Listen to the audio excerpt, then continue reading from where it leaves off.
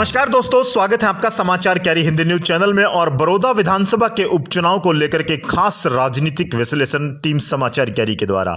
बड़ौदा उपचुनाव, अभय चौटाला व भूपेंद्र हुड्डा की साख दांव पर तो बीजेपी पर जीत का परचम लहराने का दबाव। जी हां, भारतीय जनता पार्टी जाट व नॉन जाट उम्मीदवार की उलझन में तो कांग्रेस को भी छूट रहे हैं जिताऊ उम्मीदवार ढूंढने में पसीने। देवीलाल चौटाला की पार्टी से 7 बार बने विधायक तो 5 बार कांग्रेस ने अब तक मारी है बाजी। 43 वर्षों तक आरक्षित रहा सोनीपत जिले का बड़ौदा विधानसभा क्षेत्र। हम आपको बता दें कि सोनीपत लोकसभा क्षेत्र के बड़ौदा हलके में होने वाला उपचुनाव पर अब पूरे हरियाणा की निगाहें टिकी हुई हैं। प्रदेश में कृषि अध्यादेशों को लेकर चल रहे आंदोलनों व अन्य सामाजिक संगठनों के विरोध ने जहां सत्ता पक्ष की उलझनें बढ़ा दी हैं, वहीं विपक्षी दलों की राहें भी आसान दिखाई नहीं दे रही हैं।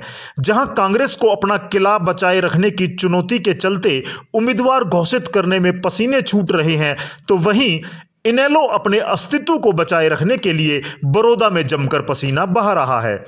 ऐसे में जहां मुकाबला रोमांचक होगा, इसमें कोई शक नहीं है। साथ ही उपचुनाव के परिणाम हरियाणा की राजनीति को कितना उथल-पुथल करेंगे और क्या यह ऐसा साबित होगा अगर उपचुनाव में विपक्षी दल का उम्मीदवार जीत जाता है तो विपक्ष के साथ साथ सत्ता पक्ष के उन विधायकों को खुलकर अपना मुंह खोलने का मौका मिल जाएगा जो पार्टी से नाराज चल रहे हैं। वहीं जजपा के विधायक भी खुलकर दुष्यंत चौटाला के खिलाफ नया मोर्चा खोलकर नया गुल खिला सकते हैं।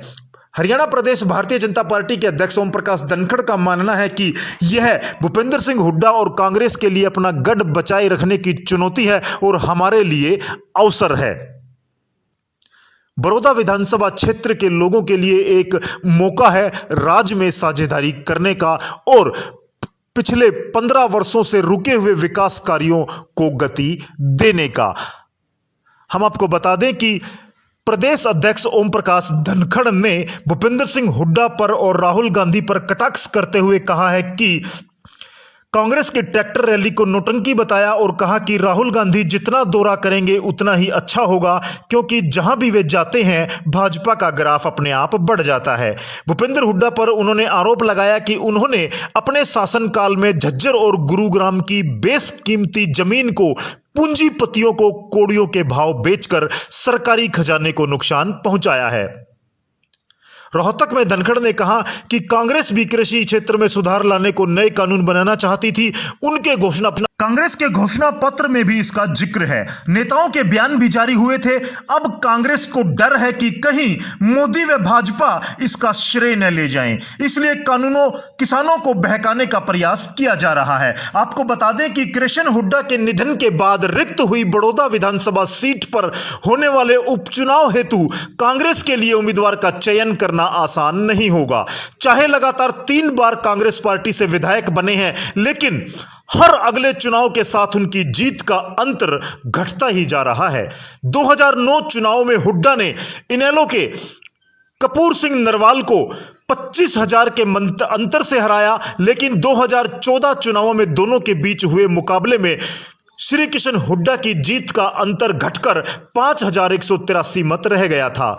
8 माह पहले अक्टूबर 2019 चुनावों में श्री कृष्ण हुड्डा ने ओलंपियन एवं कुश्ती चैंपियन भाजपा के टिकट पर चुनाव लड़े योगेश्वर दत्त को 4,840 वोट से हराया था।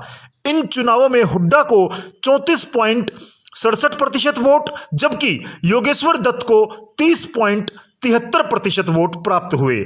मजेदार बात यह है कि प्रदेश सरकार में भाजपा की साझीदार जजपा के उम्मीदवार भूपेंद्र मलिक ने इन चुनावों में अच्छा प्रदर्शन किया और 32,500 वोट, लगभग 26.45% वोट लेकर तीसरे स्थान पर रहे। अब चूंकि इस सीट पर होने वाले उपचुनाव में भाजपा जजपा मिलकर चुनाव लड़ेंगे, ऐसे में देखने लायक होगा कि क्या इन दोनों पार्टियों के उम्मीदवारों को पिछले वर्ष विधानसभा चुनाव में पड़े वोट एक साथ जुड़ पाएंगे। जी हां, भाजपा और जजपा के मिलने से गठबंधन में मजबूती आएगी, ऐसा दावा भाजपा और जजपा के द्वारा किया जा रहा है।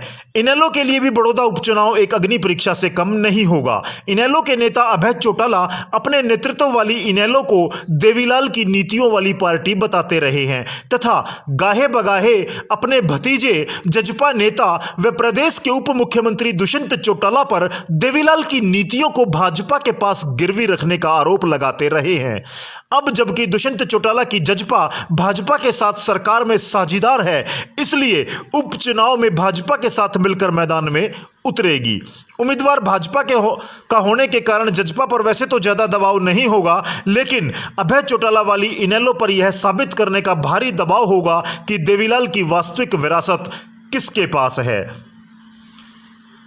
जजपा के पास या इनेलो के पास। अक्टूबर 2019 चुनाव में इनेलो प्रत्याशी जोगेंद्र को इस सीट से मात्र 3145 वोट 2.56%, जबकि बसपा के नरेश को 3281 वोट 2.67% मिले थे, अर्थात दोनों की जमानत जब्त हो गई थी। अब जबकि बसपा की हरियाणा इकाई का इनेलो में विलय हो चुका है, ऐसे में यह तो आने वाला समय ही बताएगा कि यह विलय कितना कारगर सिद्ध होगा। लेकिन इतना जरूर है कि उपचुनाव कांटे का होगा, जिसमें प्रत्येक दल की दांव साख पर लगी हुई है और भारतीय जनता पार्टी के लिए यह एक सुनहरा अवसर है इनेलो व कांग्रेस की परंपरागत सीट को झटक कर अपनी झोली में डालना। इतिहास भी रहा है कि उपचुनाव में हमेशा सत्ताधारी दल ने बाजी मारी है, लगातार यह अक्सर ऐसा होता है जींद उपचुनाव से लेकर के, और अभी यह बड़ौदा पर सबकी निगाहें टिकी है। भारतीय जनता पार्टी के कार्यकर्ता उत्साहित नजर आ रहे हैं और भारतीय जनता पार्टी के संभावित प्रत्याशी के तौर पर ओलंपियन पहलवान योगेश्वर दत्त लगातार बड़ौदा में पसीना बहा रहे हैं। वहीं भारतीय जनता पार्टी के बड़ौदा चुनाव प्रभारी बने कृषि मंत्री जेपी दलाल लगातार वहां पत्रकार वार्ता के जरिए और लोगों से संपर्क कर बार बार अपील कर रहे हैं कि बड़ौदा की जनता को इस बार राज के साथ साझेदारी करनी चाहिए। और यही भाजपा के प्रदेश अध्यक्ष ओम प्रकाश धनखड़ बार बार कह रहे हैं कि खजाने की चाबी नरेंद्र मोदी और मुख्यमंत्री खट्टर के पास है। खजाने में साझा करने के लिए इस बार बड़ौदा से भाजपा के प्रत्याशी को जिताएं।